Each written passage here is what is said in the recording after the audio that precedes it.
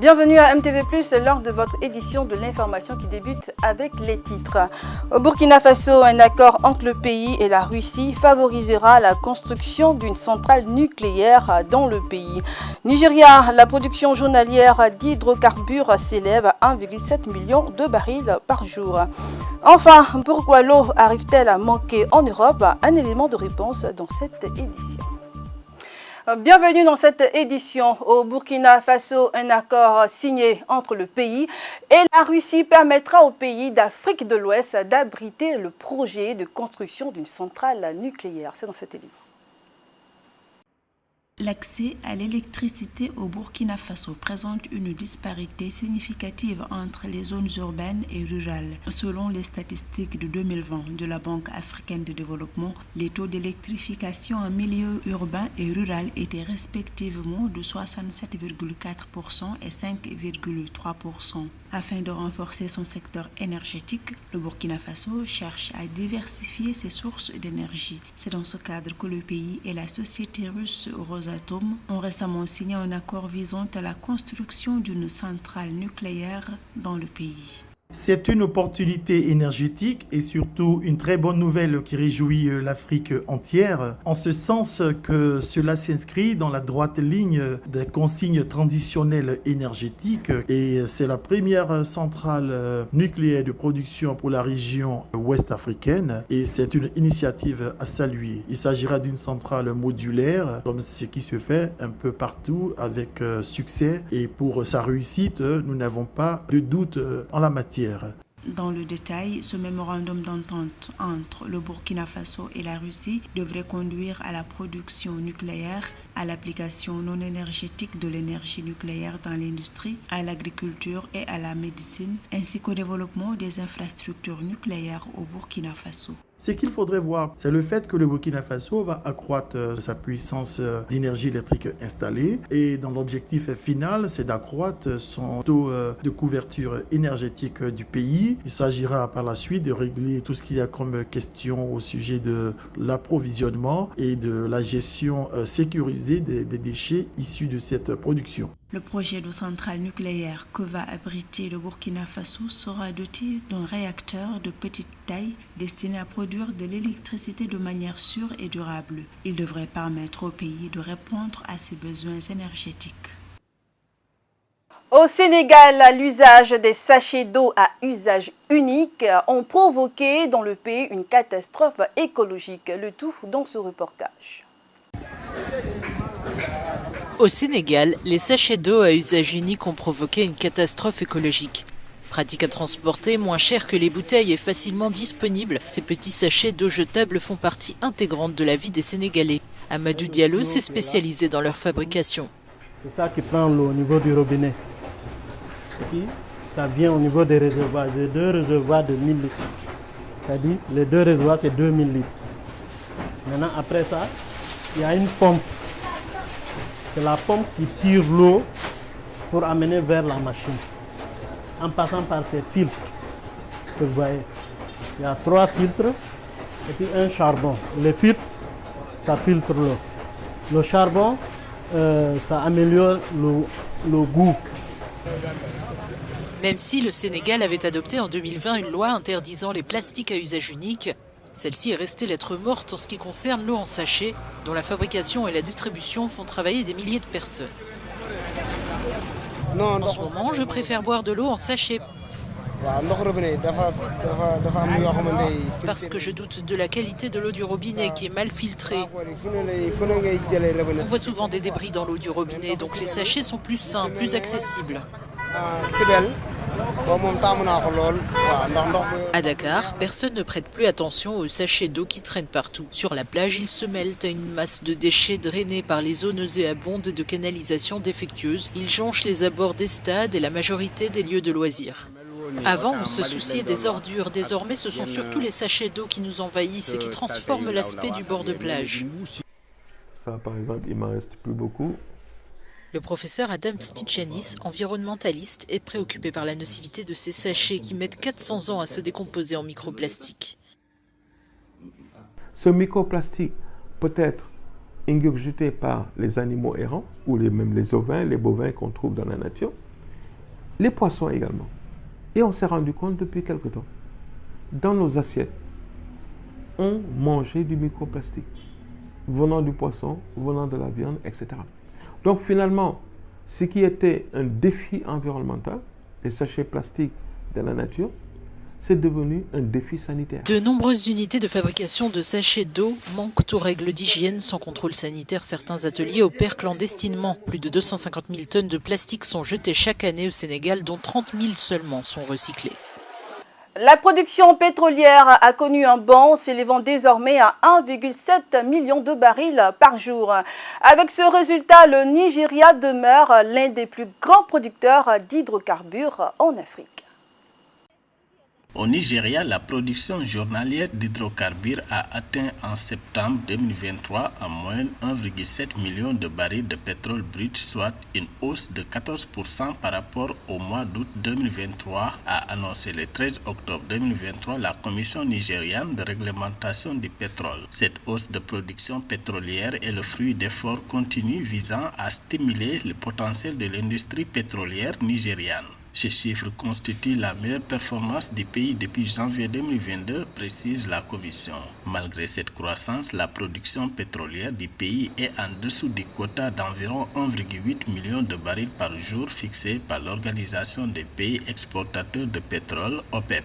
Il est très heureux de constater une augmentation de la production pétrolière du Nigeria de plus de 50% après plusieurs années de baisse.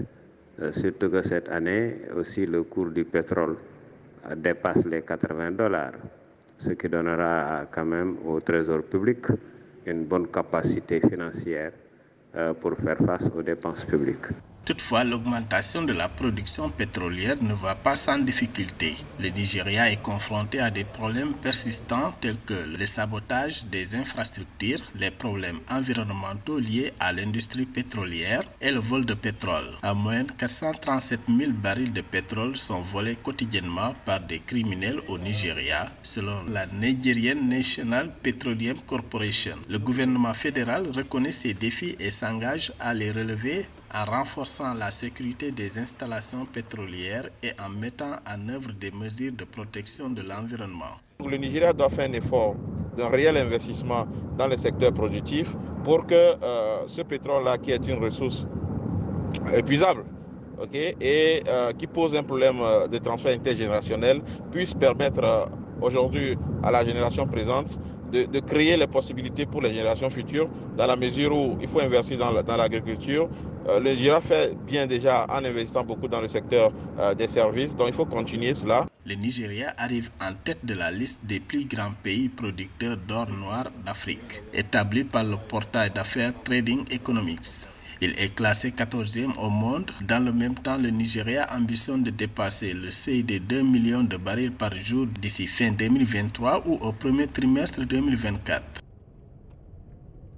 Le nombre d'entreprises créées au Maroc s'est établi à 62 641 en fin août 2023, selon l'Office marocain de la propriété industrielle et commerciale OMPIC. Ces entreprises se repartissent entre personnes morales et personnes physiques, indique l'OMPIC dans son baromètre des créations d'entreprises. Suivons cet élément pour plus de détails. 62 641 entreprises ont été créées au Maroc à fin août 2023, selon l'Office marocain de la propriété industrielle et commerciale. Ceci témoigne de la vitalité économique du pays. Parmi les secteurs qui ont connu une forte croissance en termes de création d'entreprises, on retrouve notamment le secteur du commerce avec une part de 36,5%, suivi du bâtiment et travaux publics et activités immobilières avec 18,62% et des services divers 17,96%.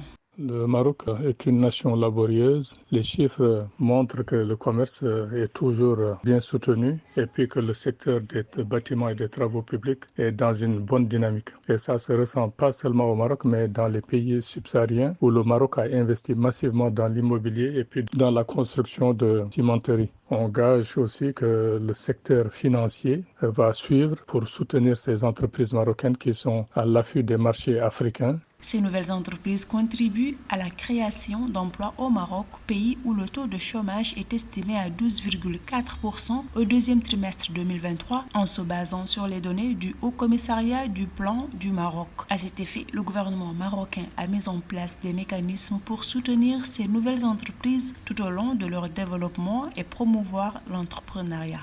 Le gouvernement marocain, par une politique volontariste, devrait inciter les banques à financer ces entreprises pour qu'elles soient beaucoup plus performantes et puis qu'elles soient internationalement reconnues au niveau marocain, au niveau sous-régional du Maghreb et au niveau continental. Donc c'est une volonté politique qui devrait faire de sorte à ce que les banques marocaines financent ces entreprises qui sont dynamiques et des entreprises sur lesquelles le Maroc pourrait compter pour son expansion économique. Avec des efforts continus pour améliorer l'environnement des affaires, le Maroc se positionne comme un pays propice à l'entrepreneuriat et à l'innovation. Ainsi, de nombreuses mesures ont été prises pour faciliter l'accès à l'entrepreneuriat et la création d'entreprises au Maroc.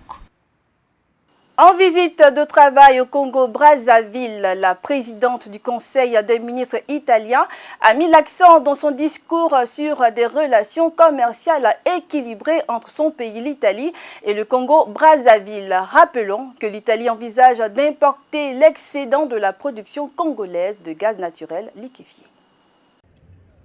Le premier méthanier en destination de l'Italie devrait quitter les côtes congolaises en décembre 2023, marquant ainsi le lancement de la première phase du projet Marine 12 avec une capacité d'exportation de 0,6 million de tonnes de gaz naturel liquéfié par an. Cette étape importante de la coopération économique entre le Congo et l'Europe est portée par le géant italien Eni.